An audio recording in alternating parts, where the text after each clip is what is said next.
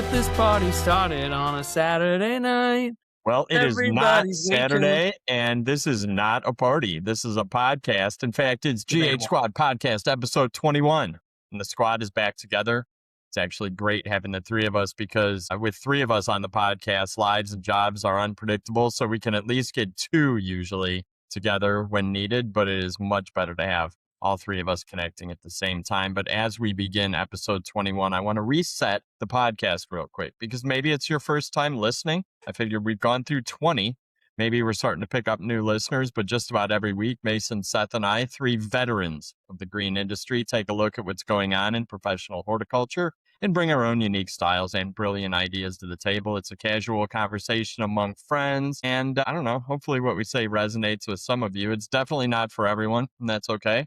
But if you like it or you like us, we'd sure appreciate it if you'd like, subscribe, and follow and all that good stuff. And if you're not following us on Instagram at GH Squad Pod, might as well get on that. But let's get this party started. Gentlemen, what's going on? If you don't like us, that's your problem. I'm just kidding. I can't imagine many people don't. Like, I can get it. Like, if people are like, yeah, I don't want to listen to these three guys just banter for an hour every week. But I mean, how can you not like us? Do you think we have any hate listeners? Like, because there are things you watch, you're like, oh, these guys suck. We do. Like, I often wonder, like, are some people listening to this just being like, get a load of these guys? Does anybody do that? Like, I feel like life's too busy. I did it once. There was a podcast, and Seth knows the story, and I won't name names. And it's not an industry podcast. Okay, I was going to say the industry podcast that has been running the longest is mine. Like, no. Like, where are you going with this? All right. There was a podcast of someone that Seth and I knew that we were like, what's this person going to talk about? And then I listened to it, and I was like, oh my gosh, what? You liked it. I liked it because it was so terrible. It was three friends. It was three friends, and they're not really affiliated with us anymore as a family. But we don't want to name names yet. But they did like a it was like a Roger and Ebert sort of thing. They would talk about different movies, but I don't know that they were skilled at great conversation. And it was also, there wasn't a time limit. I think they went like, you go for like 3 hours. It was like, they were not affiliated with a mountain like of truth, were they? No. I don't know. Okay. I don't even remember. It doesn't even ring a bell. I told Mason, it's like, you should listen to this just to like, I don't know. And then like a couple weeks later, he's like, oh, I just listened to podcast, like number 7. I'm like, what? That's like 25 hours worth. It was great because like I could really focus. Before they had like focus music was popular, I'd throw that on because like it would eat my ear space. I wouldn't hear anything else, and I really didn't care what they were saying. Interesting. Like, I feel like that's the way we worked, right? Like I would tell you like these ideas. I'd be like, oh, I'm so excited about it. And Mason would just be plugging away. He wasn't even listening to me. Oh. I'd be like, what do you think of that? He's like, oh yeah, totally. I'm like, yeah, that's a great idea. And then I keep going and come to find out he wasn't even 2 weeks listening later, to I'd me. be like, this is the dumbest idea. What are you working on? You'd be like, you were like, you were so into it. Why are you so against it? And I was like, I don't remember that. Do you guys listen to music while you work during the day? I can't be with lyrics or else I can't focus. No. Yeah. Anything without lyrics? Sure. Classical. I like to listen to a lot of, they call it lo-fi hip hop, but it's like, it's kind of like Japanese beats. I like a good like rain noise in the background of the lo-fi track. So I feel like I would literally fall asleep. I have a lo-fi with rain sounds playlist that I listen to, but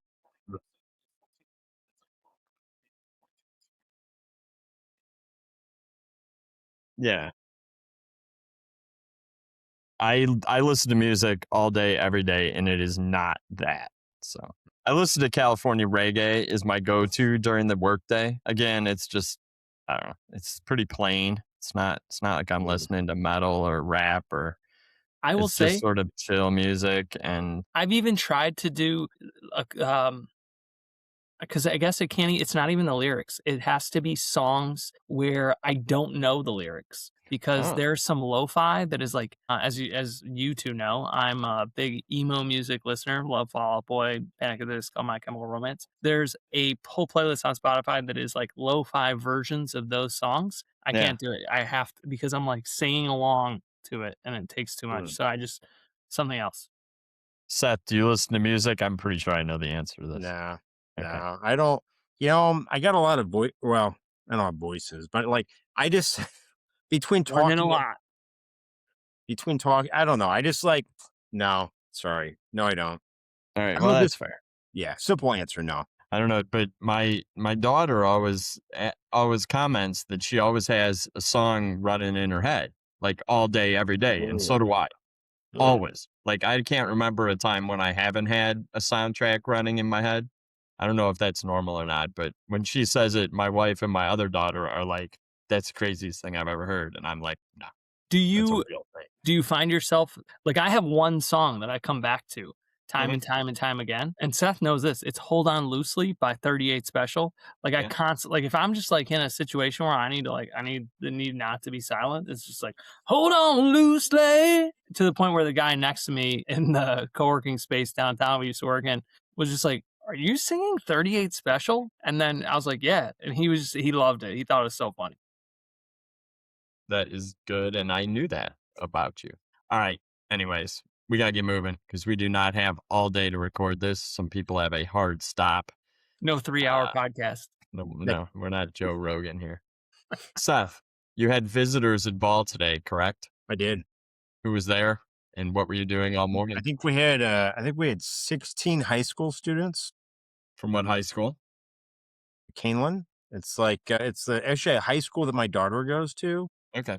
She was not on the tour. I was like, was she there? No. No, no. I try really hard to make my kids want to think horticulture is cool, and apparently I've done the opposite effect. Over time because now they're just like, You never know. Dad. Yeah, but you never know. It's in there. Yeah, So were these kids part of a class or what was yeah, going on? yeah. They do. They have. So they actually it's interesting because they have a greenhouse attached to the high school, and then before my daughter entered high school, I always like wonder. I'm like, I don't know if they grow anything in there, or if it's just like stuff, right? Because sometimes Yeah. there's not a hort program, so it's just like a stuff collector. And Yeah. so I did find out that they did have a greenhouse program, and I think they grew some poinsettias, and they do a little plant sale coming up, and so I got connected with the hort teacher out there, and I was like, "You ever been to ball?" Like, we Mhm.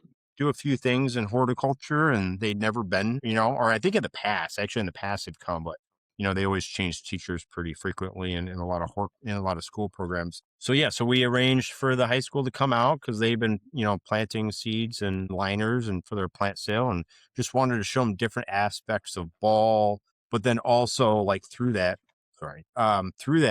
is try to introduce them to like different fields of study. Like, right. Like there's a lot of Yeah. different things that you can do that would tie into plants. So like where did you like take them to marketing or did you take them to the lab Yeah. or So both? we did, so we started out with our, the Quonsets out in so I'm going to point Oh, for everyone. they Yeah. got to see a lot of plant. I mean, Uh, we, they've got to be full. we saw, I feel bad for anyone watching because I'm going to point to where all this stuff is and you don't know, but yeah. So we started out like in the greenhouses where they had some annuals and perennials growing. So they could get like, and they, Jesus Yeah. Benitez is our grower here and does a fantastic job. And he went to school for agronomy in Puerto Rico, actually. And so we What's had him talk agronomy? to soils. Oh, okay. Yeah. It's more than soils. Well, okay. Yeah. It's like, I don't want to build, you know what? Let's not stop there. But All right, anyways, go on. yeah. So So Jesus yeah, showed him what's in Jesus the talked to him closet. about growing, stuff and grower stuff and and so they got to see that. And then we went from there. We saw the perennial beds and Marcus Jansen actually was talking about breeding and product development and kind of so we looked at some of the new teefed items in the beds along with Darwin in the beds. And then him and I had some friendly banter of like what's better seed or vegetative products, which got really like plant dorky, but Yeah. trying to like liven it up a little bit. And then we talked a little bit about landscape design and construction as you walk through the gardens at Ball. And then we did Ball Helix, which is like scientist stuff. And then did the Premier Lab talking about how we enhance the seed through the various coatings and pelleting process. And then we finished up with the distribution so they can kind of see. So it's like, we breed stuff, we produce it, we make it easier and more advanced, and then we send it all throughout the world. So try to give them a lot to kind of think Yeah. about horticulture. Did you see any light bulbs going off? Like through some conversation, kids are like, I think high school kids are just in general, sometimes they're like really quiet, right? So you're like doing a presentation and you're asking questions and hoping and like, what do you think is cool? And they're like, Right. The silence. any questions? Yeah, But no questions. That no that questions, doesn't surprise me. not at all. And I'm like, and so then I No, 'cause kind it's of pretty like, overwhelming because it's something they have no frame of reference on. yeah. But I try to like, as we were walking throughout, situate myself with different groups to Yeah. just kind of like, have some kind of more quieter conversation. Like, oh, what do you think so far? And I'd say there was probably maybe out of the 16, I'd say like 7-ish that were like, oh, this is really interesting. Like I had no idea. So I think, maybe half the group, really got them thinking. And then some of the people that seemed less interested when we were looking at the pelleting process, they're Mhm. like, "Oh, is this like, like medicine, like where you have like the little things in there?" So you could see, Yeah. and then there was a couple kids. I don't know if they're just trying to get extra credit to like raise up their grade or not, but they were like, there was like 2 kids that were like, actually engaging or actually Mhm. volunteering to do things. So I I like think that that's what you jump to, Seth. You're like, "They must have needed extra credit. They had well, to." come on, right? Yeah. I mean, yeah, we all Yeah. know that there's going to be 2 of those kids in every group. Well, I don't know. I guess when I think of 16 high school kids, and if you can get 2 of them interested in an aspect of whatever business they're touring, I mean, and obviously I'm happy it's horticulture and this, this morning with you, but that I think that's pretty good because I guarantee of the all 16 of them, none of them had any concept of what would they were going to see, like what goes on behind those doors when they walked in. So, Yeah. No, and actually, one of the so there's a gal, Lindsay. She's in the Premier Lab, and she graduated from Canaan, and she hmm, toured ball in 2017, and that was like her senior year. And so yeah, when she toured, she's like, "Oh, this place is super cool. Like, I wish someday I could work here." And then she got a job here. She's been that's here for cool. I think 5 years. So so you never know. Like, you might get someone like if you get like and the cost of finding great people that love their job Yeah, is so high. yeah. So I mean, really, like if you can get one kid or a couple kids that have any job in our industry a couple years later, I'd say it's a win. And I would suspect that when you add the more, as you expose high school kids to what happens in horticulture these days, like the current generation of high school kids, they're gonna get excited about it if you present it the right way. And like I'm thinking like the high school kids that I know, whether it's my kids' peers or kids in our high school youth group at church that I work pretty closely with, like they're all interested in science and math and careers that are business careers and then communications like social media, and all of those things happen in just about all of the companies in our industry, from greenhouses to fertilizer companies to plant breeding companies. Like all of that stuff happens. So the more you can expose those kind of groups, you're gonna get kids excited because they're gonna see a way that they fit into that business. Like it doesn't surprise me. Well, even if I think just like exposing the people to horticulture, so they know it's a thing, Mhm. because then like Right. It's an there's industry. they might see a plant out in the wild, like, somewhere and be like, I saw a place and they told me it takes 10 years Mm, for that to be a thing, right? Like that could be enough yeah. to like stick with them for a while that would have a greater appreciation. So that way, like that could turn into something over time. So beyond the tours, like, well, I mean, okay, every company in our industry has an opportunity to host a tour. Yeah. I know, I mean, I just like Bob's Market in West Virginia, like big greenhouse, plug grower, awesome big family business that's, supplies tons of greenhouses with young plants. They do school tours all the time. Like I've been there before when a school tours come rolling in and they have 1 or 2 people that host the tours, and they just take them around. And I remember asking them like, why do you guys do that? They're like, well, because we're in the community. We're a big employer here in this community. Half of us went to that high school. We like showing off what we do, but also, we'll pick up employees, no problem. Yeah.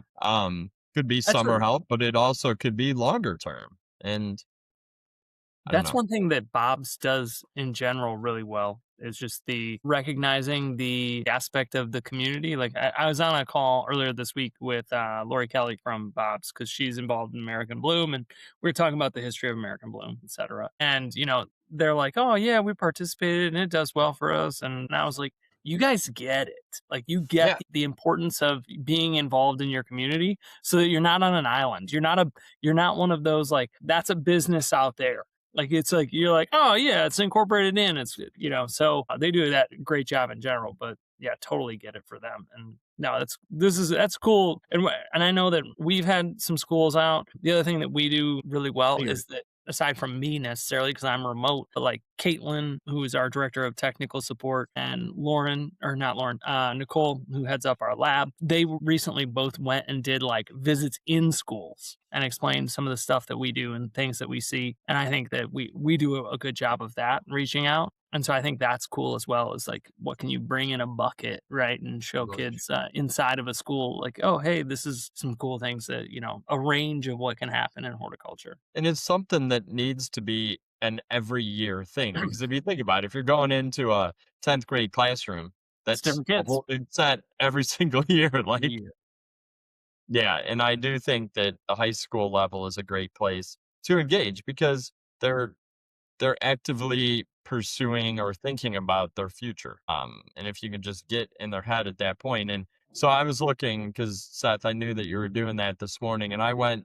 I'm on the board of kids gardening, and normally our resources are for younger kids, not like preschool, but like elementary school age kids up through middle school.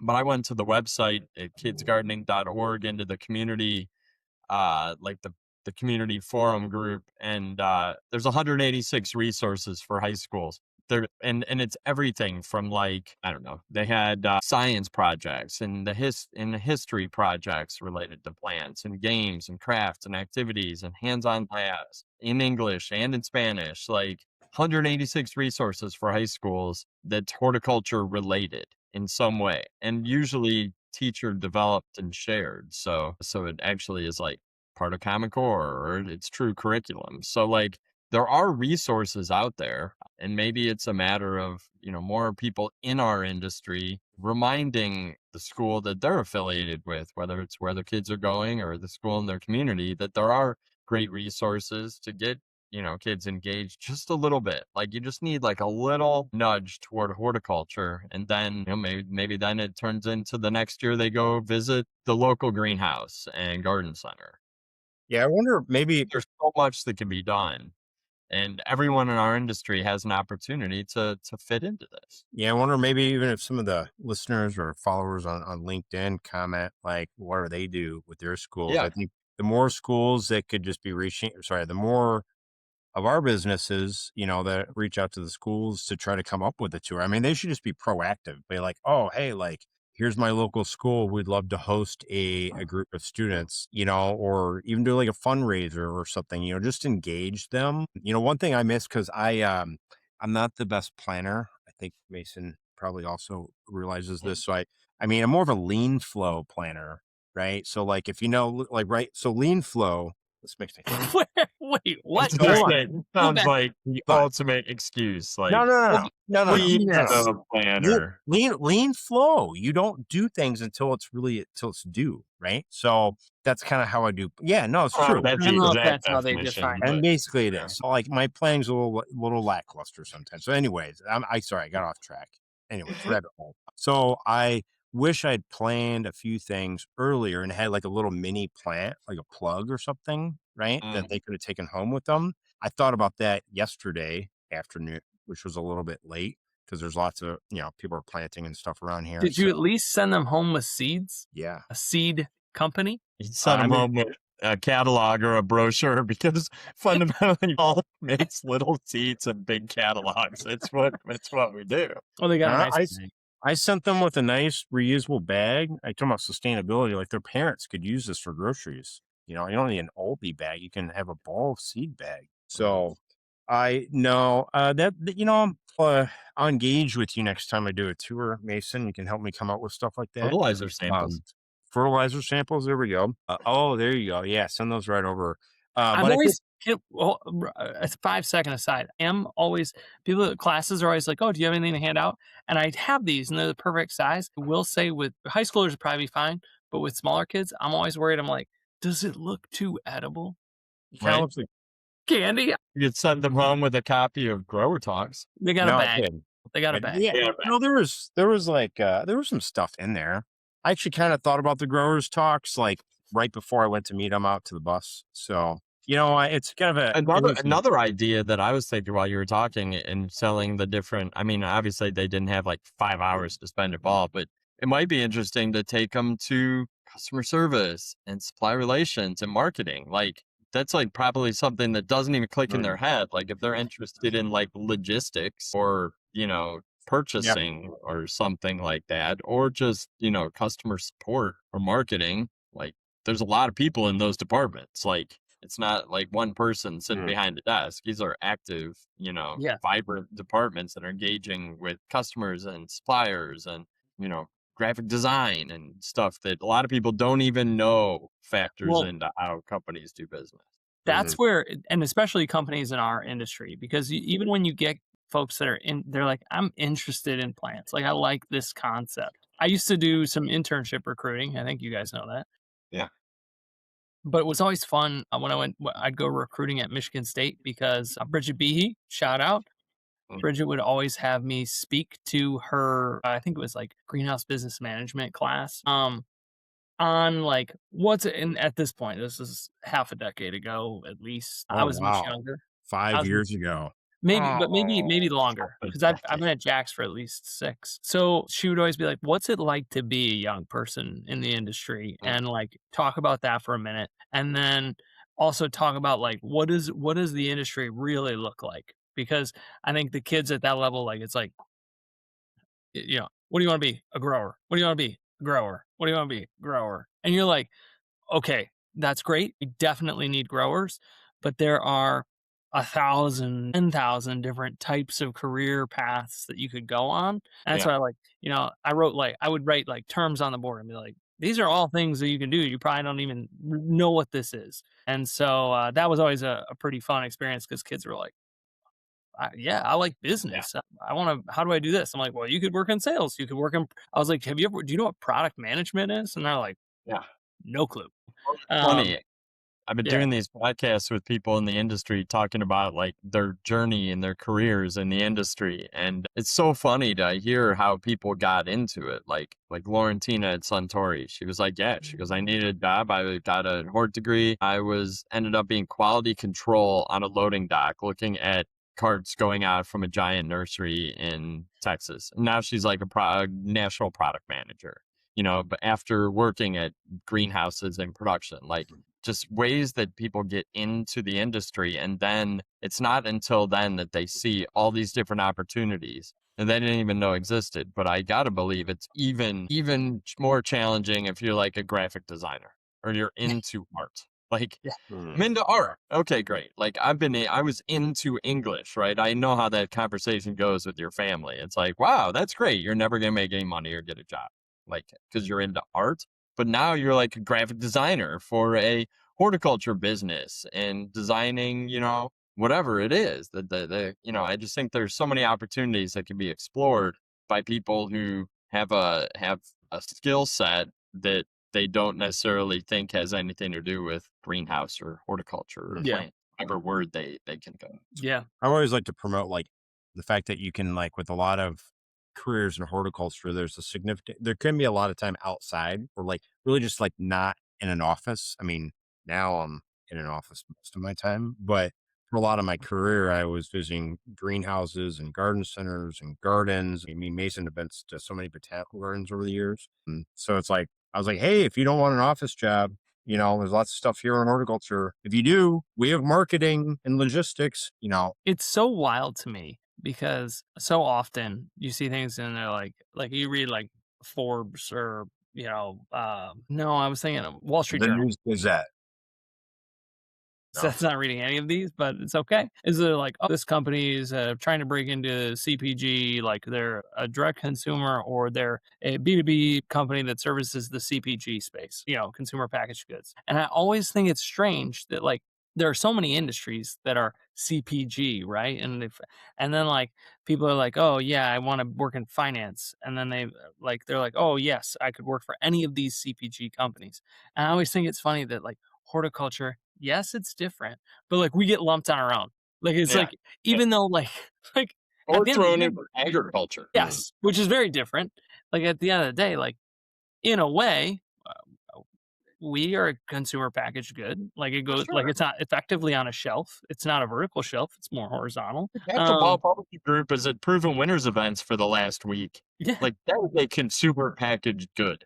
yeah. So that's where Or it's like it's a you know, plant, but it's in a high tech package with a brand being sold as a branded retail product, just like yeah. any other branded So, retail.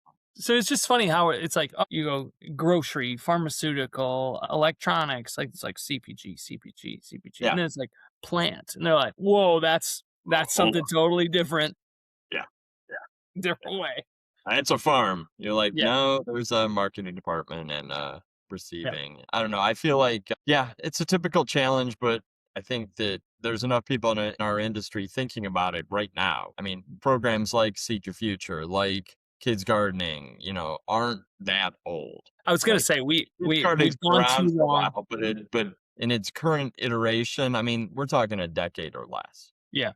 I was gonna say we've gone too far into this podcast without saying the word "seed your future." I was like itching to get it out there. I'm glad you said it because when we were talking about resources, I was like, "Seed your future" has excellent resources as well for exactly that. So I'm glad you brought it up because I was like, we need to be touching on this. Yeah.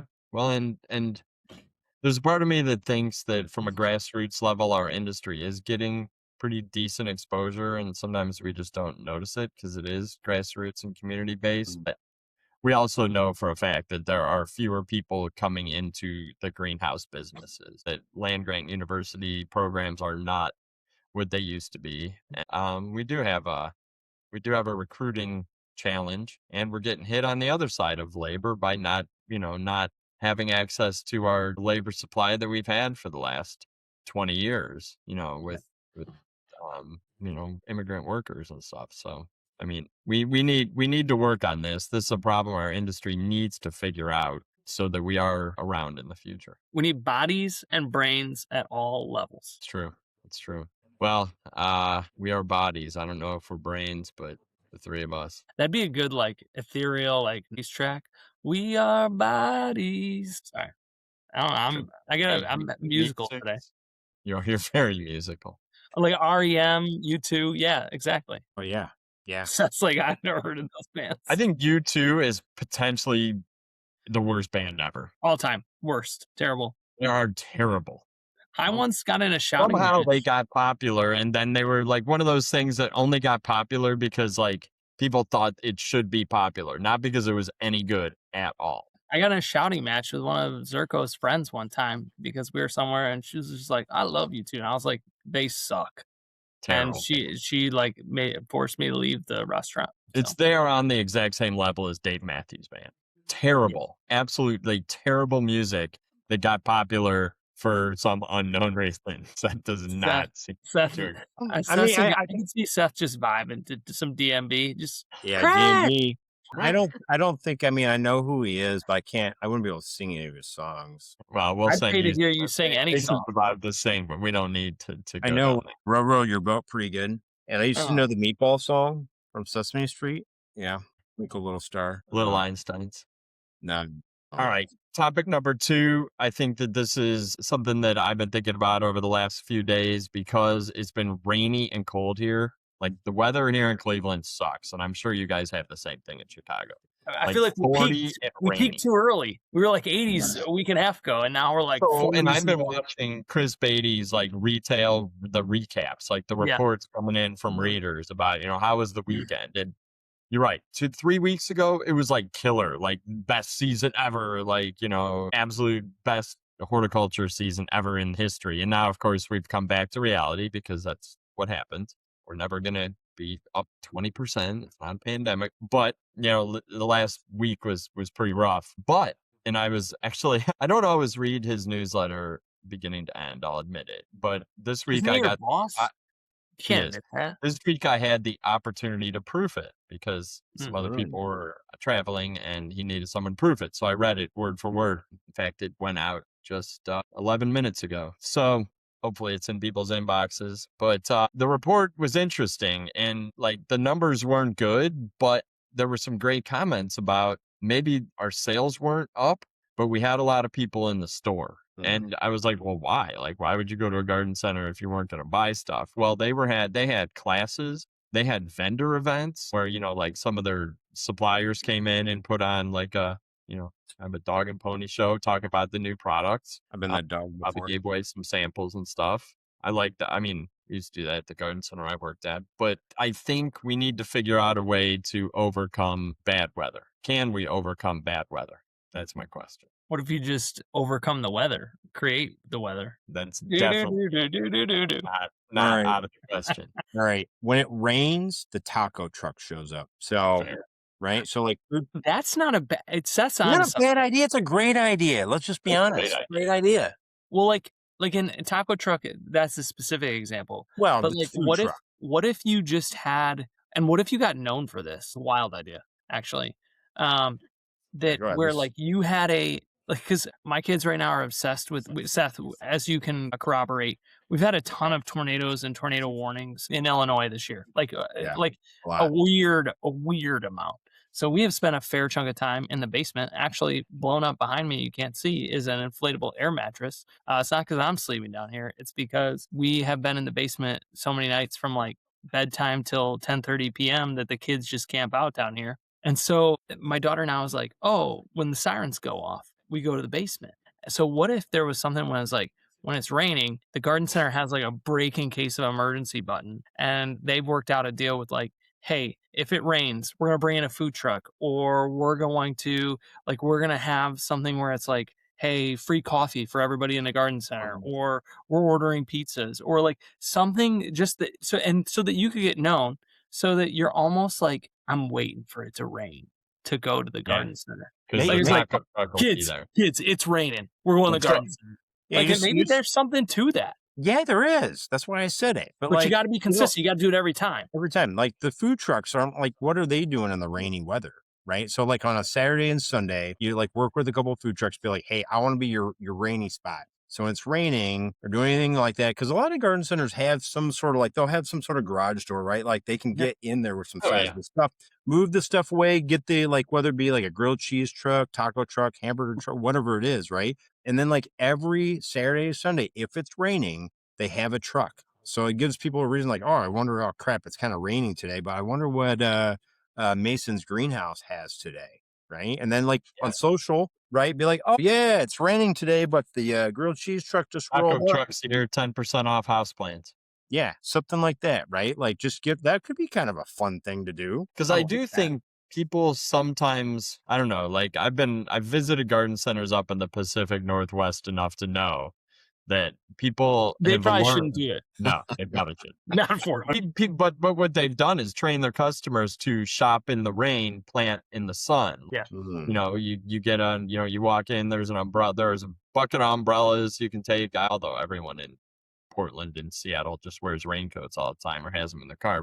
But yeah, I mean, people will shop in the rain, but they have to have a reason. And up there, the reason is because it rains every other weekend. So It's always raining. you don't have an option. And you have like a $150 Patagonia raincoat that you've got to get some use out of. But I think for other parts of the country, like here, yeah, I mean, if my local garden center, Petitti's or Gale's, had a food truck that showed up in the rain, I'd probably go on the weekend. Yeah. Jenny and I would go get tacos, and then we'd end up, we couldn't leave without at least going through the store. And if you go through the store, chances are, I mean, come on, it's America. It's 2026. We have credit cards. So chances are, if we're walking through the store, we're going to pick something up and buy it. Yeah. And maybe like, so food truck aside, right? Like a lot of your sporting events, they'll be like, oh, the first 1,000 people that show up get a ball, whatever it is. Maybe it's like on the rainy days, the first 100 people get a free 2-inch houseplant. Right. So like, I mean, really like, something small like that. So for the greenhouse, it's not a whole lot to just go through, take a bunch of cuttings, pop them in like a little 2-inch, right? So it's something small, But like if you always have them and then you sell them for $2 during the non-rainy day and they cost you, I don't know, 75 cents. But like, what's the cost of getting someone in on a rainy day when you're trying to make your numbers? Might you play with the math or whatever, but like have some sort of like a giveaway, or like maybe it's a discount or something, just to like give people. But like Mason said, you got to do it like consistently so people know that, oh, when it rains, maybe it's like, oh, I'm going to go to Mason's greenhouse instead of the other greenhouse that doesn't do anything for me when it's raining. Yeah. I like that. I love the food truck idea. That was brilliant, Seth. I heard your idea this time, and it's a good one. Well, stand by it. On purpose, I'm going to come up with 3 bad ideas next, like for the next 3 podcasts. Okay. Great. I don't think I'll have a problem with that. Yeah. Yeah. I don't know. We argue all the time, like, is our industry completely, at the mercy of the weather? And we are in a way, but there's so much you can do to overcome that. Like, oh my God. I mean, and so many greenhouses now have covered shopping. You go in, like I can go into our 2 local greenhouses and get annuals, perennials, vegetables, anything I want without going out, getting rained on. Probably not nursery stock, but I do think I don't know. I like more of a rustic garden center. So I'm going to wait till it's sunny generally to go get things, but I don't know. Seth, What do you guys? is not a fan of a rustic garden center. You know what? That's taking it a little bit outside of context. I just like, sometimes, when it's like really paved aisles, we know that. I like some paved aisles. He probably doesn't appreciate pallet benches either. Yeah. Snow fencing. Cinder block with 4 cinder blocks with an 8-foot pallet, and put some I like the snow fencing on top so things don't fall through the cracks. Yeah. Chicken wire. The greenhouse that I first worked at, making Seth itch. You know what? They did have the snow fence and they did have some like old benches, but the walkways were paved. There you go. Yeah. All right. We need to move on to shout outs and hot takes, because I have a very important shout out. It's huge. And I have a hot take that's going to create some discussion. Oh. So does anybody have a shout out? I'll save mine if you guys want to go. If not, I'll do mine. I have one, but you can go first. We'll see how much dialogue. I can always wait till next week. All right. Shout out. You're not going to beat this. King Charles was in America this week.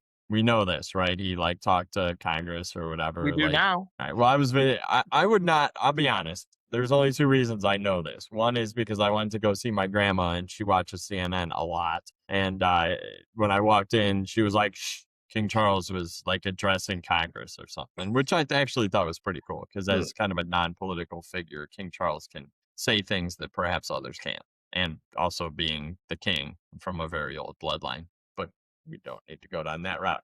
King Charles visited Harlem Grown. And if you guys don't know Harlem Grown, it is a giant community garden and teaching space and great place for kids in the community, and just an absolutely amazing organization. It's been around for 15 years. Director is Tony Hillary. He's an amazing dude. And I mean, this is a mission turned into a big nonprofit organization. Sure. King Charles visited Tony at Harlem Grown, and I just think that is about the coolest thing in our industry very, very, very long time, and I just want to make sure people know that.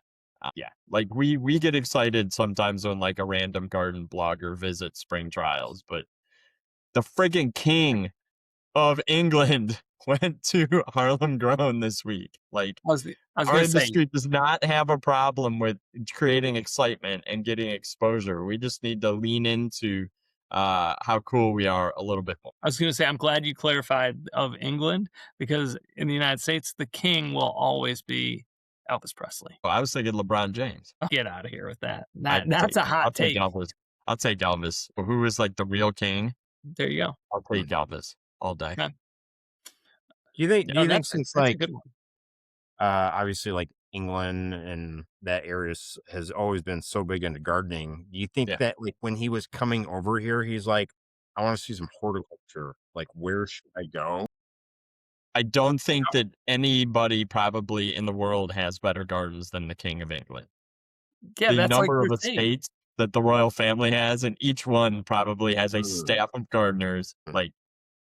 Don't they have like I'm the pretty sure royal? the King's plant game is legit. They have like the Royal Horticulture Society. The Yeah. royal is in the name. Yeah. So do you think he has like a favorite plant, or is it because he has like course. all these massive gardens? He's just like, oh, they're all plants. You think he's like, oh, I really love the patio snacker cucumber. It's one of my favorites. So just a few notes from Tony at Harlem Grown.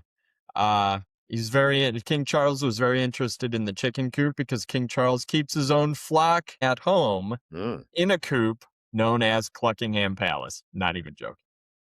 Love that. But yeah, he really just wanted to hang out with the chickens. But also, I'm sure that, let's see, the king helped plant mustard greens and lavender in raised beds.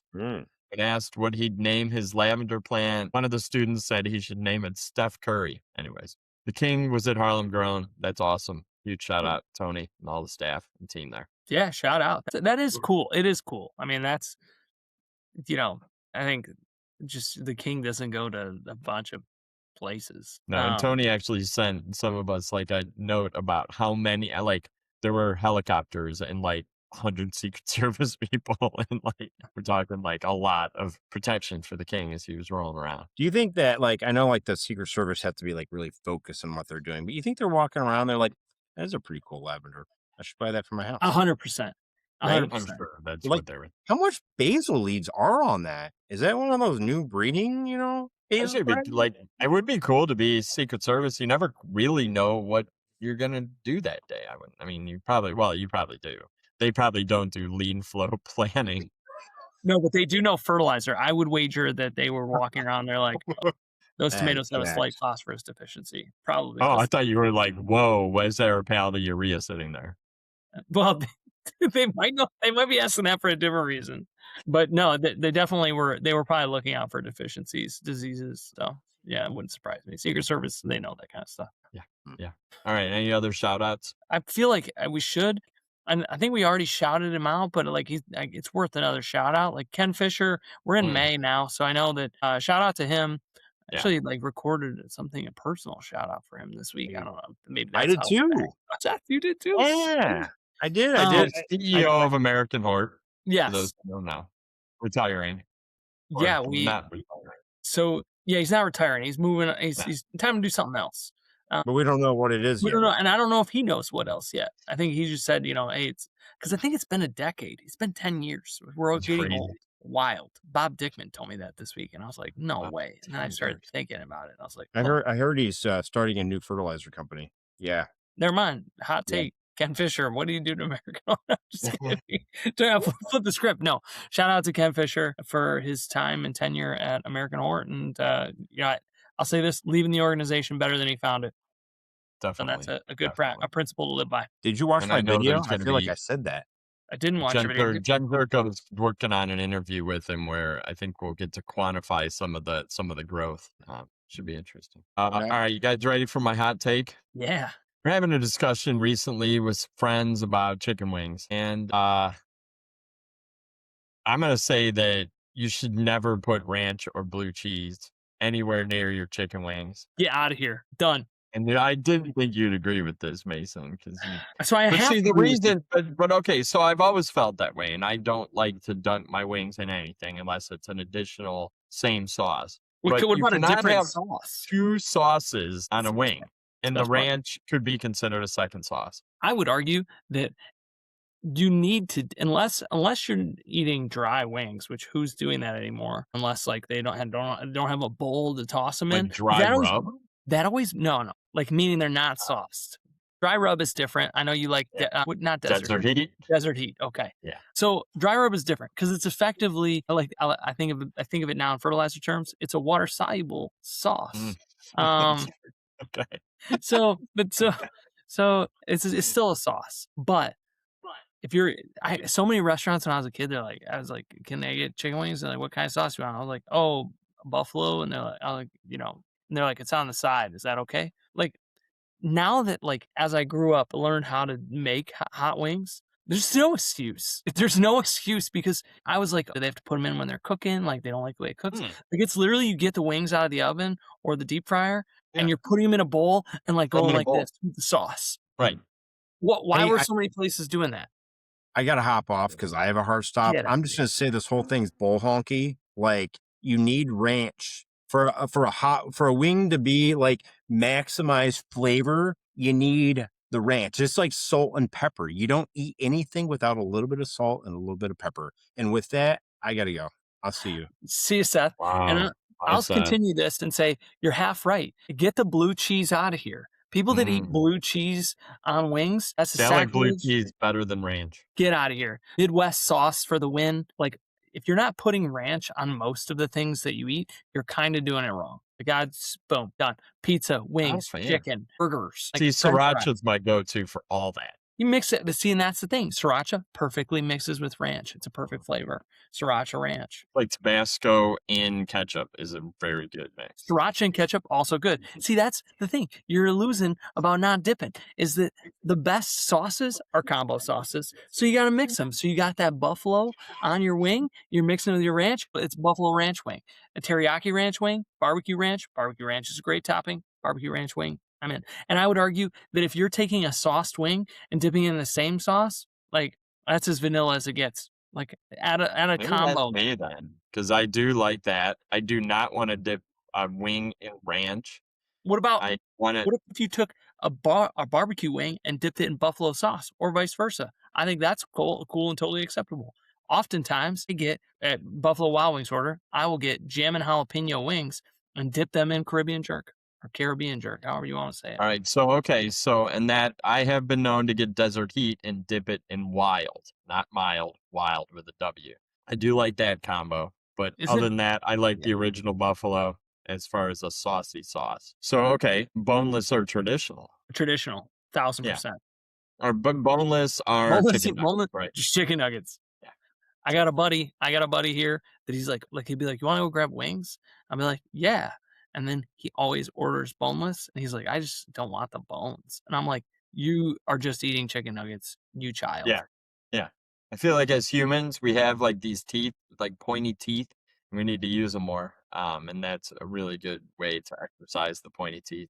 As a matter of fact, I had 2 chicken wings for lunch, and they were unsauced, but it's because they came off of a rotisserie chicken. It was Oh, Costco day for the family here, and that's what I'm everybody saying. 2 chicken wings for lunch. I feel like you're wasting away. No, they bought a big chicken, which is the rotisserie chicken, that's what my kids call it.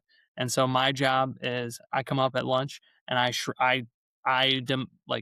called it dissect the chicken today. I Yeah. debone it and everything and then put it into bins because Alex thinks she's like, this is such a mess and it's weird. I'm like, Mm. because I just eat half of it while I'm eating. So that's my Right. lunch. Come up and do Okay. that. So I ate the 2 wings. Well, the reason this came up is we had a youth group fundraiser at Buffalo Wild Wings on Wednesday. So Nice. everybody had gotten wings for dinner. Jenny and I got wings. We have a vegetarian daughter, Paige, who did not get wings. She got mozzarella Cauliflower? sticks. And Emma got macaroni and cheese because she loves Buffalo Wild Wings mac and cheese. So do my kids. Then she also got boneless wings because she likes chicken nuggets. So that's fair with no sauce, which is weird, pathic. But anyways, so we got Buffalo Wild Wings, and then this discussion came up. But our chain restaurant wings, I think are okay. Like I don't have a huge issue with like Buffalo Wild Wings wings. They tend to be a little dinky. I mean, if you go to a nice, or like a bar with wings, they tend to be bigger wings. But Yeah. There's 2 places that stand out above and beyond outside of Buffalo because I think what is it, Duff's? yeah, I think Seth and I went there. Fantastic. But we have a place here called Crosstown, yeah, and they used to do buy one. It was either buy one get one or buy one get one half off on Thursdays for bone-in wings, and the flavors, the size of the wings, it was awesome. And then the other one was in college. We had Wings Over. Was like there's like a I was small there. You sent me there. I went there and I had their wings. Yeah, so good. We were on vacation. We went there. It was wonderful. Yeah. Yeah, They used we to have have a place called the buffet. Rusty Barrel. Great wings. Excellent wings. Every Friday we used to go to the Wings Over buffet. It would run from like 11 to 2. And so you'd go, you'd skip your 11:15 class and you'd go to the Wings buffet and they have like 8 flavors and French fries, and I think some mac salad too. And you got a cup and a plate, and then the soda dispenser was right there. And you just load up. You'd sit there for an hour and a half just pounding wings. That sounds awesome. It was. Now I'm hungry for wings. All right, so that was I guess it was a hot take, but more of a discussion. you and I can agree to disagree on the sauces. I think that's okay. I think we probably reflect most of America in our being split down the middle of sauce versus, or ranch and blue cheese versus not on wings. Yeah. I'd rather have them without blue cheese than with ranch or plain. Okay. I don't want that blue cheese. Have you ever bought the bottles of sauce at Buffalo Wild Wings? Because that's a go-to for us. Like, it's nice to have a little mango habanero in the fridge because that's You good know, sauce. But it's good on other things. not regularly, but I think I actually have a couple. I started making wings on the Traeger here, like smoked wings, Yeah, and I bought some of them at the grocery store, though. Buffalo Wild Wings brand hot sauce at the grocery store and tossing the wings in that. that's Yeah. cool. All right, you got any hot takes before we wrap it up? No, nothing. I mean, my hot take is probably the blue cheese thing. Yeah, no, nothing that I want to shout at anybody about this week. Yeah, living the dream. Nice, nice. You got any travel coming up? Or are you home? No, I actually traveled last week. I went home to see the folks. So yeah, talking about chickens and chicken coops, I spent a fair amount of time in a chicken coop because my kids were obsessed with the chickens at my parents' house. So, but also shout out to just Michigan people in general. And I say that meaning like you guys are dealing with a ton of rain. It was so wet up there and I couldn't believe it. Like Alex was like, wow, there's so much water. And I was like, yeah, this is not normal. So just keep swimming. That's all I gotta say. Needs to dry out quick. Everything's going to get behind if it doesn't dry out. All right, well, let's wrap it up. That is it for episode 21. I'm happy that we were all back together. I'm happy that Seth had that great take on the taco truck at the garden center. I think that wins the Brilliance Award for the week. Too bad he had to jump off and go do something important. But to all of our listeners, thanks for watching. And as I always repeat, we want to connect with you. Comment about what you liked, what you didn't. Comment if you have ways to beat the weather or the tricks and tips for folks who want to engage high school students in your area. Comment about what you liked, what you didn't. Throw out some ideas, topics to discuss. You can watch us on YouTube and Spotify. You can listen on Apple Podcasts. Or if you're Mason's mom, you can listen on Amazon Music. The best way to get in touch and find out what we're up to is follow us on Instagram at GH Squad Pod. Reach out to us individually, like, subscribe, follow, all that stuff. Be a friend, tell a friend about the show. Mason, have a fantastic weekend. And comment ranch or blue cheese. I gotta know. I want to know what people think.